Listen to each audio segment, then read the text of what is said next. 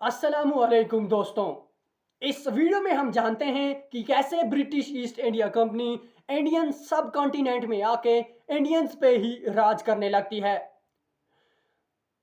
1686 में British east India company अपना पहला जंग मुगल आर्मी के खिलाफ छेड़ देती है, लेकिन ये कहना सरासर बेवकूफ़ी है कि ये एक जंग था, क्योंकि मुगल आर्मी के कंपैरिजन में ईस्ट इंडिया कंपनी की आर्मी बहुत ही कम और छोटी तादाद की थी।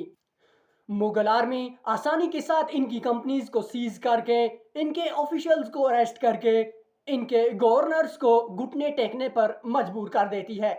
लेकिन फिर ये कैसे मुमकिन हुआ कि 300 साल के बाद British east India company Indian जैसे सब कॉन्टिनेंट में आके राज करने लगती है। आइए जानते हैं इस चीज़ को गहराई में। हमारी कहानी की शुरुआत होती है सन 1600 में, जब ब्रिटिश ईस्ट इंडिया कंपनी की स्थापना की जाती है। ये कंपनी जॉइंट स्टॉक कंपनी यानी इसका बिजनेस शेयर ओनर्स के द्वारा ओन किया जाता है। ये कंपनी कुछ ही टाइम के बाद ज़्यादा से ज़्यादा प्रॉफिट कमा लेती है। ये कंपनी मसालों का और स्पाइसेस का ट्रेड करती है, लेकिन इस कंपनी को यह रियलाइज होता है कि अगर हम मुल्क के दीगर हिस्सों में जाएं और ट्रेड करें, हम ज़्यादा से ज़्यादा प्रॉफिट कमा लेंगे। लेकिन ये कंपनी अपना पहला सफ़र 1601 में साउथ ईस्ट एशिया इंडोनेशिया की तरफ रवाना करती है, और ये company south east India Indonesia में जाके अपनी 2 फैक्ट्रीज इस्टेब्लिश करती है। लेकिन साउथ ईस्ट एशिया इंडोनेशिया के आइलैंड्स में पहले ही पोर्तुगीज और डच का अच्छा खासा इन्फ्लुएंस होता है। इस कंपनी को कुछ ही टाइम के बाद रियलाइज होता है कि यहाँ पर हम अच्छा प्रॉफिट नहीं कमा पाएंगे। ये कंपनीज कॉन्फ्लिक्ट को अवॉइड करते हुए अपने लिए दूसरी जगह तलाश करती है, और तब इनकी नज़र इंडियन सब कॉन्टिनेंट पे पड़ती है। लेकिन इंडिया में भी बहुत सी स्पाइसेस और टेक्सटाइल्स थे, और 1608 में ये कंपनी इंडिया की तरफ अपना दूसरा सफ़र रवाना करती है। ये कंपनी जैसे ही इंडिया में पहुंचती है, आज के गुजरात यानी सूरत में जा पहुंचती है। ये देखती है मुगल की आर्मी 4 मिलियन से भी ज़्यादा होती है, लेकिन ये कंपनी रियलाइज़ करती है कि इनके साथ कन्फ्लिक्ट करने से हमारा कोई फ़ायदा नहीं होगा, क्यों ना हम इनसे फ्रेंडशिप कर लें।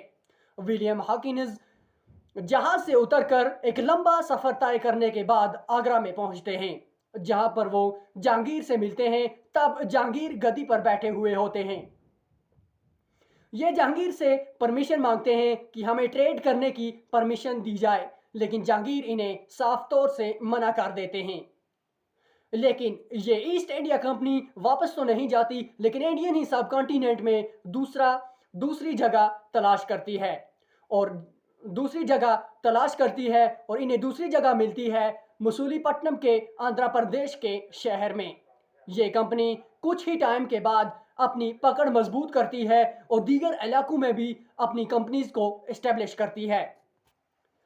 और 1612 में इस कंपनी को ऐसा रियलाइज होता है कि हमारी पकड़ अब मजबूत हो गई है।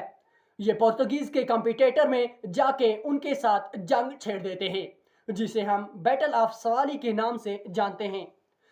इस बैटल में ईस्ट इंडिया कंपनी आसानी से जीत जाती है और पुर्तगीज को आसानी के साथ हरा देती है, और पुर्तगीज का इन्फ्लुएंस खत्म हो जाता है और ईस्ट इंडिया कंपनी उभर कर आ जाती है।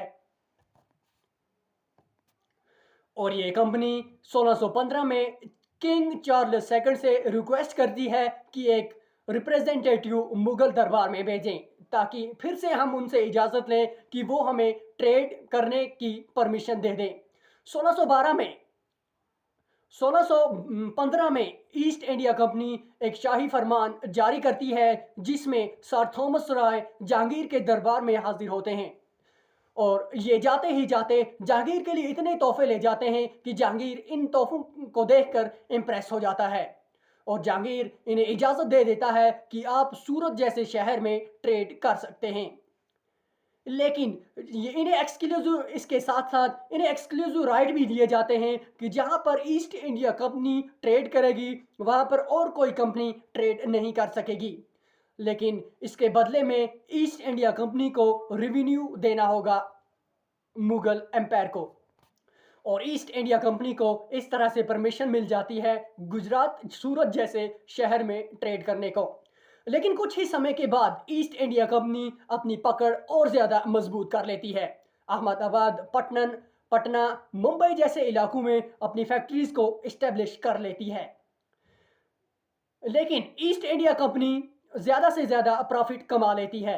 लेकिन ईस्ट इंडिया कंपनी अब ऐसा चाहती है कि हम मुगल कॉन्टिनेंट में भी अपनी फैक्ट्रीज को इस्टेब्लिश करें, लेकिन ये तब मुमकिन नहीं था।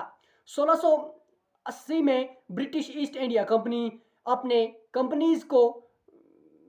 कंपनी से रिक्वेस्ट करती है कि हमें ज़्यादा से ज़्यादा पावर दिए जाएं। लेकिन 1680 में ईस्ट इंडिया कंपनीज इन्हें ज़्यादा से ज़्यादा पावर दे देती है, इन्हें आर्मी दे देती है और इन्हें पॉलिटिकल पावर भी दे देती है। लेकिन 1686 में ईस्ट इंडिया कंपनी, जब इनके पास पॉलिटिकल पावर होती है, ये अपनी जंग मुगल आर्मी के खिलाफ छेड़ देते हैं, जिसकी बात मैंने वीडियो के शुरू में की थी। लेकिन ईस्ट इंडिया कंपनी की आर्मी कम होने की वजह से और कमज़ोर होने की वजह से मुगल आर्मी से हार जाती है और इस वजह से ईस्ट इंडिया कंपनी की कंपनीज को सीज कर लिया जाता है और इनके ऑफिशियल्स को अरेस्ट किया जाता है। लेकिन ईस्ट इंडिया कंपनी माफ़ी मांग के जहांगीर से फिर से अपनी कंपनीज को दोबारा इस्टेब्लिश कर लेते हैं। लेकिन ईस्ट इंडिया कंपनी अब अपने ही दिमाग में ये रखती है कि हम इस मौके का और इसका बदला मुगल आर्मी से ज़रूर लेंगे। लेकिन इनमें कुछ प्रिविलेज भी दिए जाते हैं, रिस्ट्रिक्शन लगाई जाती हैं मुगल के द्वारा कि ईस्ट इंडिया कंपनी लिमिट में ही काम करेगी। लेकिन ईस्ट इंडिया कंपनी